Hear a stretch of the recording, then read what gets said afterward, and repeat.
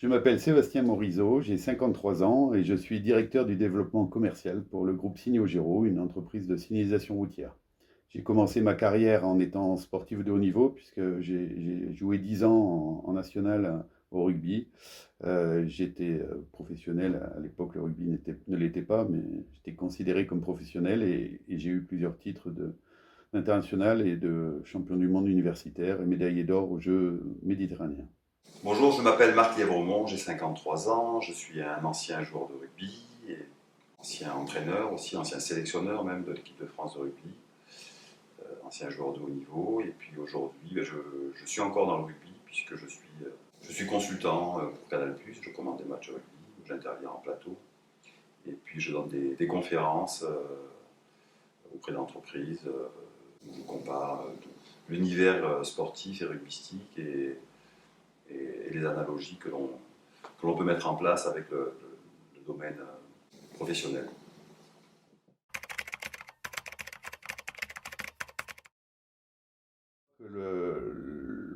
Un des outils importants, c'est l'accompagnement, l'écoute.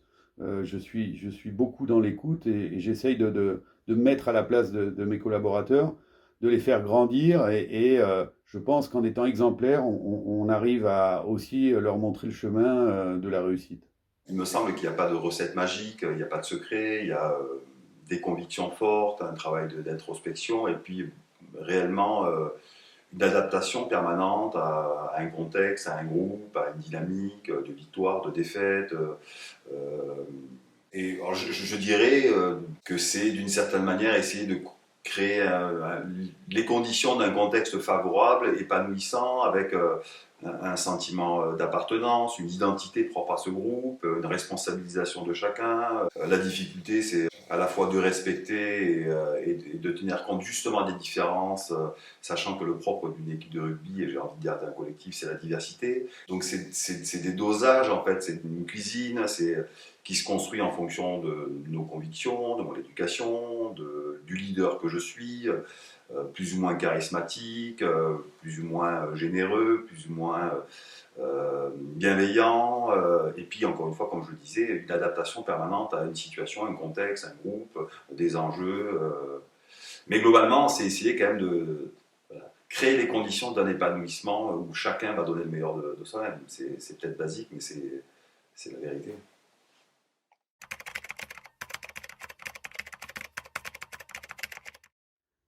Pour moi, un leader doit être toujours proche de ses collaborateurs. Je pense que quand la distance est trop importante entre la réalité du terrain, la proximité avec ses collaborateurs, là, on risque de perdre son âme et perdre l'essence même de ce que peut être un leader. Un leader, ça doit montrer l'exemple par le savoir, la connaissance, et si on est trop loin de la réalité, ça ne marche plus. Ouais, celle-là, elle est assez facile pour moi. C'est l'orgueil, c'est la suffisance, c'est le leader qui a réussi et qui du coup est rempli de certitude et devient suffisant et du coup oublie justement qu'il doit être au service de la cause, oublie de se remettre en question. Et ça existe dans tous les domaines, dans tous les milieux, les politiques qui sont flattés et qui évidemment sont plus au service du plus grand nombre, un chef d'entreprise, un sportif qui va oublier de se remettre en question. Donc je crois qu'il faut garder cette humilité certaine justement, de se dire que bah,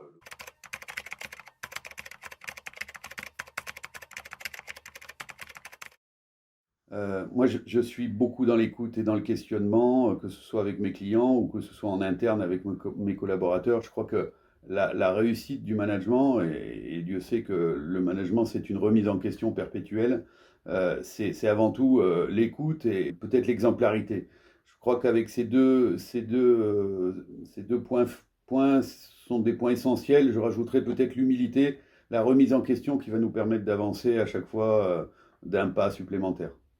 les leaders qui réussissent, alors vous savez, je ne prendrai pas comme exemple tous les leaders qui réussissent, il n'y a qu'à regarder autour de nous, notre environnement politique, entrepreneurial, il y a quand même des salauds qui réussissent donc, en utilisant des méthodes voilà, moi, la fin ne justifie pas les moyens. Et donc, il y a une dimension d'exemplarité, il y a une dimension d'harmonie, il y a une dimension de sens qui est fondamentale avant la victoire, quoi, j'ai envie de dire. Et sur la partie leadership, je ne crois pas qu'il y ait un prototype de leader. Chacun doit exercer son leadership en fonction de son histoire, de sa sensibilité, de sa personnalité, de ses convictions, du contexte.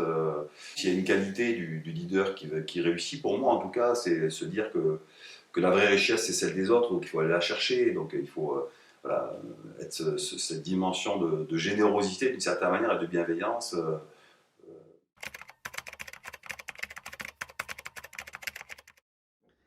Alors j'ai souvent été amené à faire évoluer des gens, à faire grandir des gens, et alors il faut bien sûr tenir compte des capacités de la personne qu'on a en face. Au départ, tout n'est pas forcément gravé dans le marbre, et ça va dépendre avant tout de la motivation de la personne qu'on pourra faire grandir, sa capacité à s'adapter à un nouveau challenge, même si elle ne réunit pas toutes les qualités pour y arriver. Je pense que on va prendre le meilleur dans chaque personne et voir si ce meilleur-là pourra emporter l'adhésion d'un nouveau challenge. Alors, ce qui me plaît, ce sont les associations. Ce qui me plaît, c'est la diversité. C'est un petit peu ce qui fait la force d'une équipe de rugby. Donc, il ne peut pas y avoir un copier-coller de personnalité, de sensibilité d'individu, que ce soit un cadre, un membre de mon staff par exemple, ou un joueur. C'est aussi là une question d'adaptation, de contexte, d'association, d'hommes. Et que le piège, ça peut être aussi qu'on ait seulement la volonté de choisir des gens ou qui vous ressemblent, ou pour qui il y a une forme d'affinité spontanée. Il faut avoir, je crois, cette honnêteté d'une certaine manière de se dire cette personne-là, même si en termes d'affinité, il y a moins d'évidence, cette personne-là peut être utile à l'équipe. Et,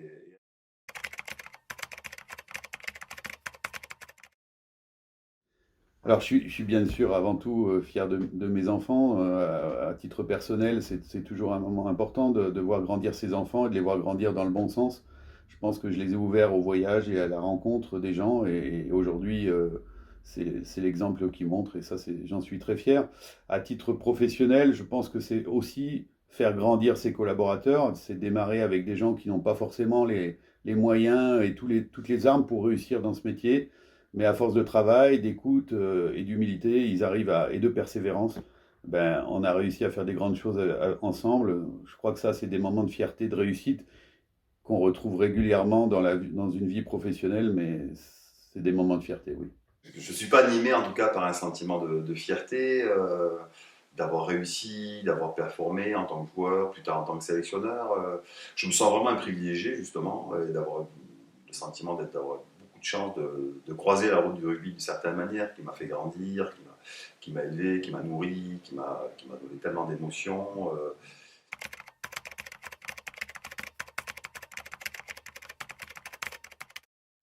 Alors avant d'avoir été directeur du développement commercial, j'ai été sur le terrain, je me suis beaucoup formé et je continue à aller sur le terrain régulièrement, soit en accompagnant les chargés d'affaires, en les manageant, mais aussi en allant directement voir nos clients. Je pense que garder un lien terrain, c'est important pour garder une efficacité. Et je suis énormément dans le questionnement en interne comme en externe pour pouvoir essayer d'avancer et de me perfectionner. Alors, le monde du travail évolue tous les jours. Aujourd'hui, il va à une rapidité phénoménale. Moi, ça fait 23 ans que je suis dans la même société, et évidemment qu'on a besoin de se remettre en question parce que le monde bouge très vite, et les collaborateurs aussi, ce qui nous amène à devoir vraiment évoluer avec son temps, vivre avec son temps pour avoir les bons outils, parce que la population active d'aujourd'hui n'est pas celle d'il y a 20 ans.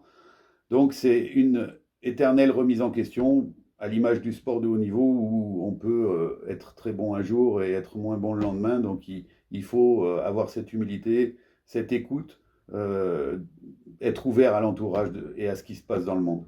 Il me semble important d'être exigeant envers soi-même Et donc d'exercer une forme de travail, presque d'introspection, où on va vouloir justement en permanence se nourrir, progresser, apprendre des choses, se dire voilà, telle journée, telle séance, telle semaine, telle période, est-ce que j'ai bien fait mon job, est-ce que j'ai bien trouvé les bons moyens, les bons arguments, les bonnes recettes pour tirer le maximum de mon groupe, de mes joueurs, de mes hommes.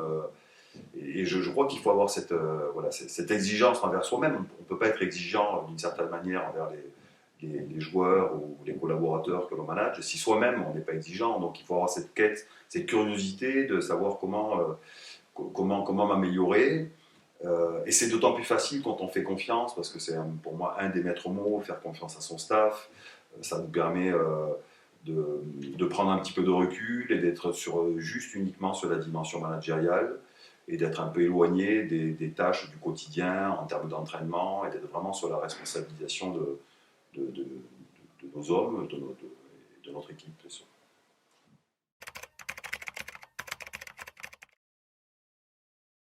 Quand on passe à des décisions difficiles, évidemment, je me réfère à la période où j'ai été sélectionneur et où j'ai eu faire des choix difficiles certaines fois. Et en même temps, j'ai le sentiment de pas avoir de gros regrets par rapport à ça. Manager, diriger en entreprise ou sur un terrain de sport, c'est faire des dizaines, des centaines de choix et très certainement les choix les plus douloureux, certaines fois les plus subjectifs, les plus coûteux, c'est choisir des hommes, et notamment sur des échéances comme jouer une finale de Coupe du Monde. Évidemment, on sait qu'on va faire de la peine, qu'on va blesser, qu'on va décevoir, qu'on va peut-être même trahir, et en même temps, ça fait partie du job, et j'ai pas de regret de ça, ça faisait partie de ma fonction.